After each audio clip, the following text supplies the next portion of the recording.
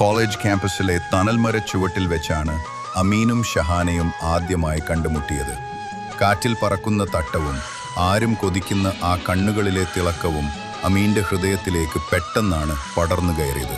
ഒരേ സമുദായത്തിൽപ്പെട്ടവരായിരുന്നിട്ടും അവർക്കിടയിലെ സ്നേഹം മതത്തിൻ്റെ അതിർവരമ്പുകൾക്കും അപ്പുറം രണ്ട് ആത്മാക്കളുടെ ഒന്നാകലായിരുന്നു. ഷഹാനയുടെ ചിരിയായിരുന്നു അമീൻ്റെ ലോകം. പെരുന്നാൾ രാവുകളിലെ മൈലാഞ്ചി മൊഞ്ചുള്ള അവളുടെ കൈകളും ഇരുവരും ഒന്നിച്ചു കണ്ട സ്വപ്നങ്ങളും ആ പ്രണയത്തിന് ആഴം കൂട്ടി. വീട്ടുകാരുടെ സമ്മതത്തോടെ തന്നെ നിക്കാഹ് കഴിക്കണമെന്നതായിരുന്നു അമീൻ്റെ ഏറ്റവും വലിയ ആഗ്രഹം. നമ്മൾ ഒന്നാകുന്ന ആ ദിവസം, ദുആകളിൽ മാത്രം ഞാൻ ചോദിച്ച ആ നിമിഷം, അത് മാത്രമാണ് അമീൻ എൻ്റെ ജീവിതം, ഷഹാന എപ്പോഴും പറയുമായിരുന്നു. കാത്തിരിപ്പിൻ്റെ നാളുകൾ. പഠനം കഴിഞ്ഞ് അമീൻ ഗൾഫിൽ നല്ലൊരു ജോലി ലഭിച്ചു. പോകുന്നതിന് തൊട്ടുമുമ്പ് അവർ പരസ്പരം കണ്ടു. കരഞ്ഞു കലങ്ങിയ കണ്ണുകളോടെ ഷഹാന അവനെ നോക്കി പുഞ്ചിരിച്ചു. വേഗം വരണം, എനിക്ക് ഒത്തിരി നാൾ കാത്തിരിക്കാൻ വയ്യ. അവളുടെ ആ വാക്കുകൾ അമീൻ്റെ കാതുകളിൽ എപ്പോഴും മുഴങ്ങിക്കൊണ്ടിരുന്നു. ഗൾഫിലെത്തി ഓരോ ദിവസവും അവർ ഫോണിലൂടെ തങ്ങളുടെ സ്വപ്നങ്ങൾ നെയ്തുകൂട്ടി. 2 വർഷത്തിന് ശേഷം കല്യാണത്തിനായുള്ള വസ്ത്രങ്ങളും സ്വർണവുമൊക്കെ വാങ്ങി വലിയൊരു സന്തോഷത്തോടെയാണ് അമീൻ നാട്ടിലേക്ക് തിരിച്ചത്. വിധി ഒളിപ്പിച്ചു വെച്ച ദുരന്തം നാട്ടിലെത്തിയ അമീനെ കാത്തിരുന്നത് സന്തോഷ വാർത്തകളായിരുന്നില്ല.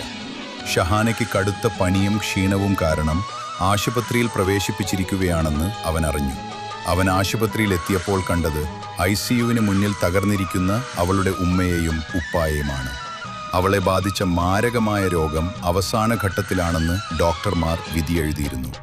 താൻ വരുന്നതുവരെ അത് അമീൻ അറിയരുതെന്ന് ഷഹാനയ്ക്ക് നിർബന്ധമുണ്ടായിരുന്നു. കാരണം അവൻ്റെ പ്രവാസ ജീവിതത്തിലെ സമാധാനം അവൾ ആഗ്രഹിച്ചിരുന്നു. കണ്ണുകളിൽ ജീവന്റെ അവസാന തിരുനാളവുമായി കിടക്കുന്ന ഷഹാനയെ കാണാൻ അമീൻ അകത്തേക്ക് കയറി. വിറയ്ക്കുന്ന കൈകളോടെ അവൻ അവളുടെ കൈകൾ ചേർത്ത് പിടിച്ചു. അവസാനത്തെ യാത്ര. അമീൻ, എന്നോട് പിണങ്ങരുത്, എനിക്ക് നിന്റെ വധുവാകാൻ പറ്റിയില്ല. ഷഹാന വളരെ പ്രയാസപ്പെട്ട് സംസാരിച്ചു. നീ ഒന്നിനെക്കുറിച്ചും ആലോചിക്കേണ്ട ഷഹു, നമ്മൾ ഒന്നിക്കും ഇൻഷാ അല്ലാ. അമീൻ്റെ കണ്ണീർ അവളുടെ കൈകളിൽ വീണുണങ്ങി. അവൾ തൻ്റെ മങ്ങിയ കണ്ണുകളോടെ അമീനെ നോക്കി ഒരു വട്ടം കൂടി പുഞ്ചിരിച്ചു. പ്രണയം നിറഞ്ഞ ആ കണ്ണുകൾ പതുക്കെ അടഞ്ഞു. മെഷീനുകളിലെ ശബ്ദം നീണ്ടൊരു നിലവിളിയായി മാറി. അമീൻ്റെ പ്രാണനായ ഷഹാന ഈ ലോകത്തോട് വിട പറഞ്ഞു.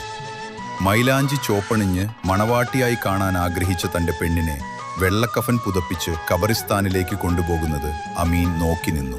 അവളുടെ ഖബറിടത്തിന് മുകളിൽ മണ്ണ് മൂടുമ്പോൾ അമീൻ്റെ ഹൃദയത്തിലെ പ്രണയവും അവിടെ അടക്കം ചെയ്യപ്പെടുകയായിരുന്നു. ഇന്നും ഓരോ പെരുന്നാൾ രാവിലും അമീൻ അവളുടെ ഖബറിനരികിലെത്താറുണ്ട്. കാരണം ശരീരം കൊണ്ട് പിരിഞ്ഞെങ്കിലും അവളുടെ ഓർമ്മകളിലാണ് അവൻ ഇന്നും ജീവിക്കുന്നത്.